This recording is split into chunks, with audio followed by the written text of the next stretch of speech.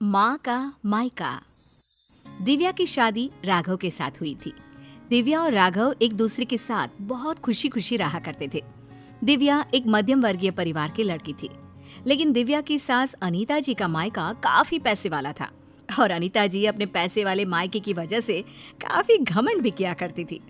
एक दिन सुबह के वक्त, मम्मी जी मैं सोच रही थी अपने मायके जाकर आ जाती हूँ, बहुत दिन हो गया है ना। हाँ मम्मी, पूरा 1 साल हो गया है दिव्या को अपने घर गए। कुछ दिन रहेगी तो उसका मन बदल जाएगा। हाँ हाँ, क्यों नहीं बेटा, आराम से अपने मायके जाकर आओ। अरे भाई, लड़कियों को अपने मायके जाना भी चाहिए, वो भी तो तुम्हारा घर है। जरूर जाओ बेटा। ठीक है दिव्या, मैं 2 दिन बाद की टिकट करवा लेता हूँ, तुम्हें छोड़कर आ जाऊंगा।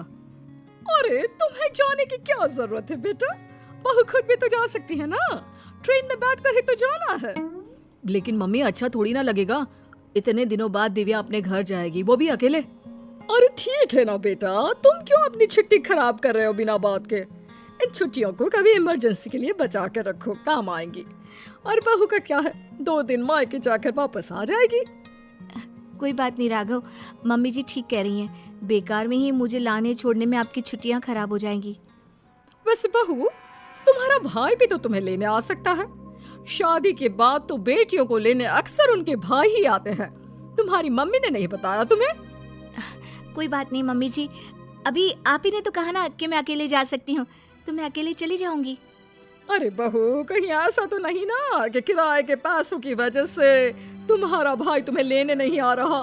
तुम्हारे मायके वाले सोच रहे होंगे कि बिना बात का खर्चा जो हो जाएगा उनका। मम्मी, आप दिव्या से ऐसे क्यों कह रही हैं? अरे तो इसमें गलत क्या कह रही हूँ भाई, पैसों की चिंता सबको होती है। नहीं नहीं मम्मी, ऐसी कोई बात नहीं है।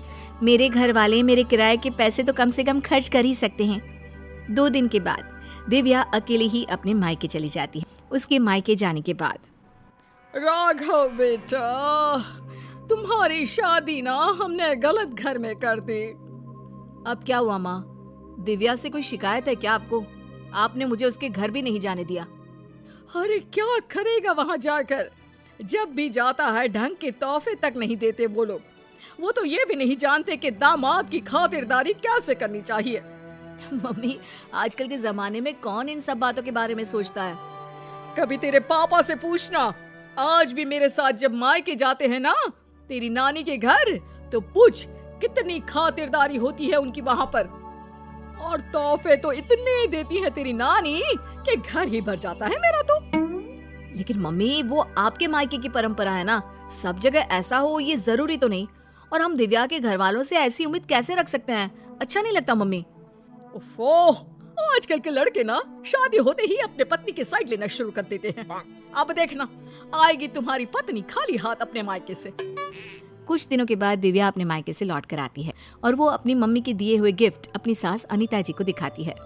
मम्मी जी ये देखिए, मेरी मम्मी ने मुझे साड़ी दी है, राघव के लिए शर्ट और आपके लिए भी एक साड़ी भेजी है। बस और कुछ नहीं रखा तुम्हारी मम्मी ने? अरे इतने दिनों के बाद मायके गई थी। मुझे तो लगा भाई अपने मायके से ढेर सारी चीज मिलेगी तुम्हें। ऐसी बात नहीं है मम्मी जी, वो लोग तो मुझे बहुत सारी चीजें देने की कोशिश कर रहे थे, लेकिन मुझे ये सब अच्छा नहीं लगता। हाँ मम्मी, मैंने ही दिव्या से मना किया था, बिना बात के किसी से चीज लेना अच्छी बात नहीं है। तुम्हारी नानी होती ना बेटा, तो मुझे कभी इस तरह नहीं आने देती। मेरे मायके की तो बात पूछो ही मत। जब भी जाती हूँ इतने सारे गिफ्ट मिलते हैं, क्या बताऊं। बस मुझे तो कभी कुछ खरीदने की नौबत ही नहीं आई। कभी कोई साड़ी, कभी कोई सामान मैंने खुद के हाथों से इतने सालों में नहीं खरीदा। सब कुछ तुम्हारी नानी ने दिया है मुझे। मम्मी, अब वक्त बदल गया है, वो आपका मायका है, दिव्या का परिवार पूरी तरह से अलग है। हाँ मम्मी जी, और वैसे भी सबका परिवार एक जैसा नहीं होता ना, और मुझे मेरे परिवार से कोई शिकायत भी नहीं है।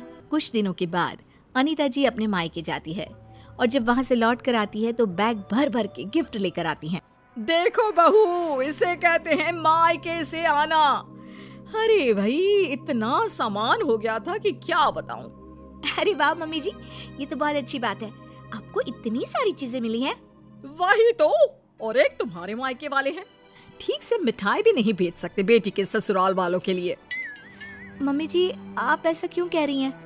देखो तो सही बहू, मेरी माँ ने पूरे 5 डब्बे रखे मिठाई के। इसे कहते हैं बेटी को विदा करना। तुम्हारी तरह नहीं खाली हाथ भिजवा दिया। बस करिए मम्मी, दिव्या आपकी बहू है, आप उससे इस तरह बात करेंगे तो वो क्या समझेगी?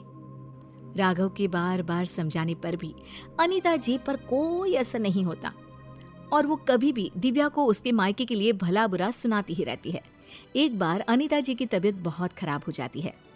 मम्मी जी देखिए, आपको बिस्तर से उठने की कोई जरूरत नहीं है, आप आराम कीजिए, आपको जो भी चाहिएगा मैं लाकर दे दूंगी। हाँ हाँ ठीक है, देखो तुमसे जो हो रहा है वो कर दो। बाकी मैंने अपने भाई को फोन कर दिया है। मेरे भाई और भाभी आ जाएंगे मेरे मायके से मेरा ख्याल रखने के लिए।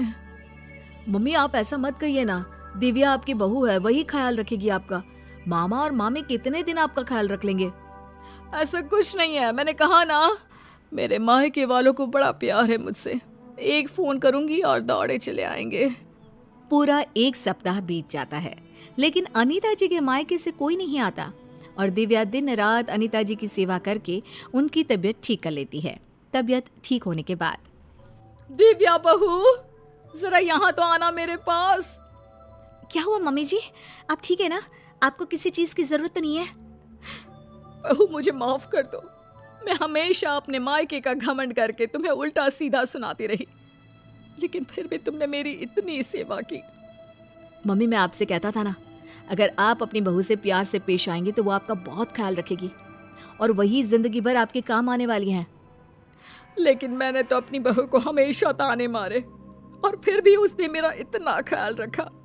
मुझे माफ कर दोगी ना दिव्या? अरे मम्मी जी ऐसा मत कहिए, आप हमेशा मेरे मायके वालों को भला बुरा कहती रहती थी, लेकिन एक बात बताऊं, सबके घर वाले ना अलग अलग होते हैं, सबका अपना अपना नेचर होता है, लेकिन इसका मतलब ये नहीं कि मेरे मायके वाले मुझे प्यार नहीं करते और इसका मतलब ये भी नहीं कि आप मुझे प्यार नहीं करती, है ना सच?